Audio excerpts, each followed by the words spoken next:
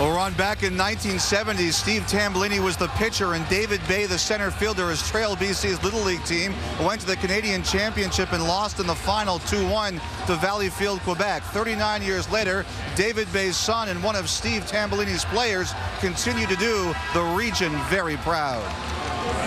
What's going on, man? How you doing, man? Good to see you. How you doing? Good. And here's Horcoff for Edmonton. The shot. He scores!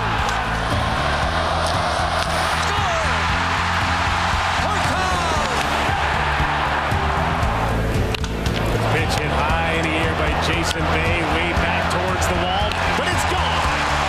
Jason Bay from Trail, British Columbia. They were born 3 days apart in September 1978, the younger boy focusing on baseball, the older one on hockey. 30 years later, both made it big. All right, so Jason, first time you met Shawn, what do you remember about him? Oh boy, now we're going way back. I remember that, yeah. You know the story, right? I mean, I never really met him, but our moms shared the same hospital room when we were born. So I mean, you could go with that. Yeah. Yeah, she called me. I got back with 45 minutes. The baby was born. Caught it all? Had the Oh, that's good. Yeah, nice. Had the ball game on by 8 o'clock. Now, you're a huge Yankee fan, Shawn. Yeah. When you heard that one of your good friends was traded to the hated Boston Red Sox.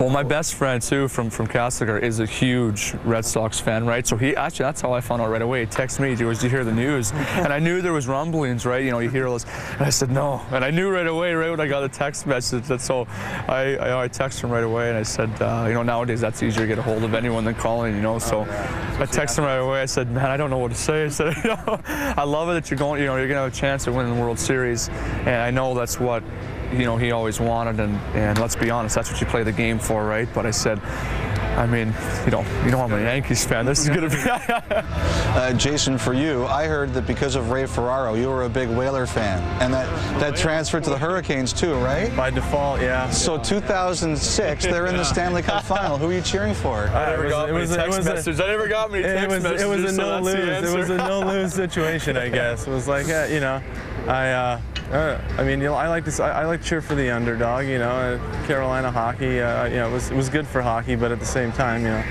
obviously you want someone you know to get a ring. So it was, you know, I think on a personal level, just because I'm a fan of a team, I would have much rather seen them win. But you know, the consolation was just seeing another team win, and I can't.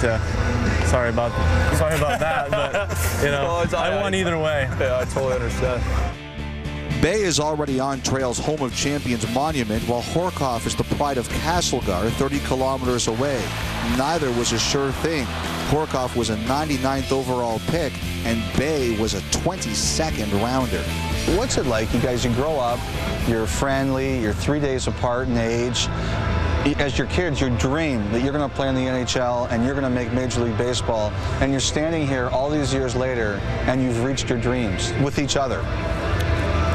I mean, it's, you know, statistically, it's probably not very likely. I understand that, and but I mean, for me, and I probably the same way. It didn't really seem any, you know, you did it because you liked it, and you know, and you never really think that it's, you know, hey, I'm going to go to college, and then, you know, hopefully I get drafted, and then I go, and, you know, until somebody says it's not going to happen, you just keep doing it because that's what you do, and all of a sudden, you know, for me, I look back and I've been in the big leagues for 6 years now, and it's kind of feels still like I just got here, you know, and I guess when that wears off, I'll probably be done. You know, you just expect you're going to play in the NHL. I mean, you have to have that confidence in yourself and the belief that you're going to make it, or else you never do. So when you do, you know, it's a dream come true. But then, you know, after you play, you know, the first 3 or 4 years is kind of, I found myself watching a lot of games, like watching the players on the ice, amazed at what was going on and who I was out there against. And then you get used to it. Then you realize that you can play in the game, you can be successful, and you can be a good player. And then you try to really contribute, and then it becomes normal. And that's what you do. It becomes your job, and you know, you just get used to it. So, like I said, if this interview would have happened 5-6 years ago, it probably would have been a whole different feeling and situation for the both of us. Probably wouldn't have been an interview. Who are these guys? This will be a good year for you. This will be whatever happens, it's going to be a good result. If you guys were to switch sports for a day, I'd be in single A. Who would be better, you at baseball or you at hockey?